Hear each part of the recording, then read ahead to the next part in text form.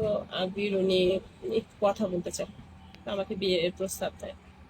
আমি ডিরেক্ট যে এগুলো আমার পরিবারে নাই, আমার মার নাম পাচ্ছে। ওই দিনই উনি বিয়ের প্রস্তাব দেয়।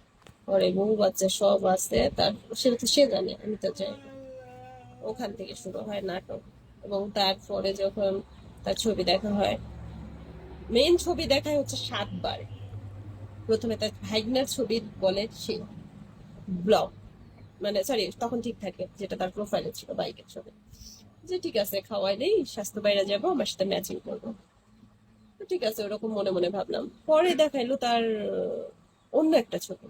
ওই ছবি যদি হয় তাহলে এইটা না। পরে আবার তার ভাইয়ের ছবি দেখাইলো, বড় ভাইয়ের সংসারের ব্লগ। তারপরে তার আবারও ব্লগ খুলাইলো, যে ওটা মিথ্যে দেখাইছি।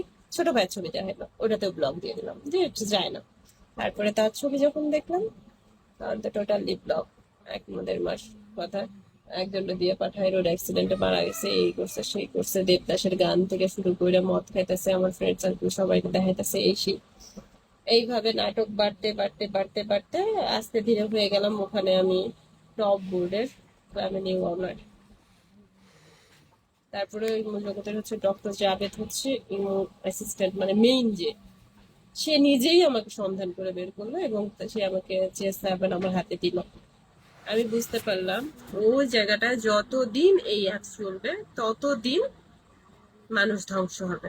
আমি বললাম আমি ওই ছেলেটাকে ধ্বংসের পথ থেকে সরাইতে চাই, আমি আপনার এই ব্যান্ড আইডিটা, এই বোর্ডটা আমি ডিসব্যান্ড করে দেবো।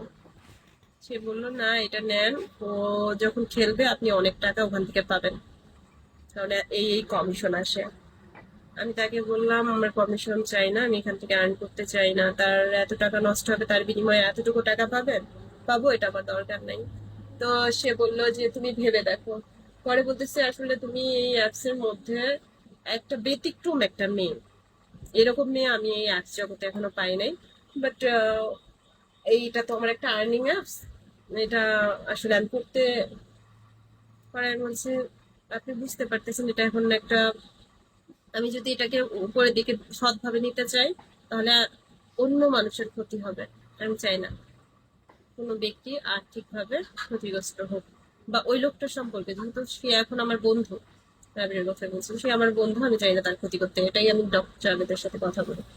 পরে সে মিউট হয়ে গেল, চুপ হয়ে গেল, যখন দেখলো যে ওখানে গালাগালি উমুক তুমুক অনেক পক্ষ থেকে এসে করতেছে, যখন আমি তাকে কাউকে টাকা টাকা নষ্ট করতে দেবো না এরকম একটা প্রতিক্রিয়া। মানে এখন হচ্ছে এখানে হোস্ট, বাট আমি মানসিক দিক থেকে ওই টাইমটায় আজ থেকে 6 বছর 5 বছর আগে অন্যরকম একটা মেয়ে ছিলাম। তখন এই জায়গায় কেউ যদি এসে যদি একটা গিফট করতো, তখন আমি বলতাম যে কেন গিফট করবেন, এই টাকা দিয়ে আপনি একটা ভবিষ্যতে তো আপনি এই টাকাটা যদি কনভার্ট করে দেশে পাঠান, আপনি এটা দিয়ে তো আপনার সংসারে 1 কেজি চাল হলেও হবে, কেন নষ্ট করছেন। আমি অন্যরকম নীতি ছিলাম, এখন নীতি আমার পাল্টে গেছে, আমি ব্যক্তি এখন চেঞ্জড, আমি জানি I am changed right now, এটা আমি খুব ভালোভাবে জানি। তখন মানে কি আমি যখন চেঞ্জ হচ্ছে কি বুঝাতে তোমার? অক্ষম। জাস্ট না, আমি চেঞ্জ একটু তো, বলি আর কি জন্য, মানে just because of the reality or just হ্যাঁ আমার মানে নিজের জন্য চেঞ্জ হয়েছে, কিন্তু কোনো একটা ব্যক্তিকে আমি কখনোই ওখানেও না এখানেও না কখনো বলিনি যে 1টি টাকা রিচার্জ করে আমাকে গিফট করো। এবং কি আপনি জানেন না তো, এই যে এই লোকটি এত প্রতারণা করার পরেও, লোকটি যখনই পিকে নেই, এত টাকা আজকে 3টা ড্রাগন ফ্রুট 30,000-এর দাম পাঠাই দিচ্ছে,